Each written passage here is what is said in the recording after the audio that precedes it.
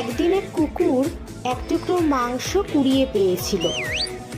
মাংসখণ্ডটি মুখে নিয়ে সে এক সাঁকোর ওপর দিয়ে নদী পার হয়ে যাচ্ছিল।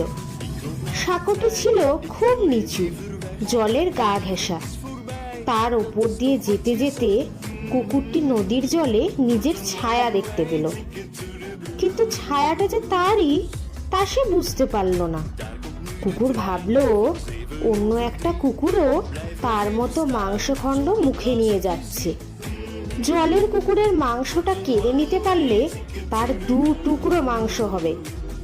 এই কথা ভেবে সে তাকে ভয় দেখানোর জন্য ঘেউ ঘেউ শব্দে ডেকে উঠল। যেমনি না ডেকে ওঠা অমনি ঝুপ করে তার মুখের মাংস নদীর জলে পড়ে গেল। অপরের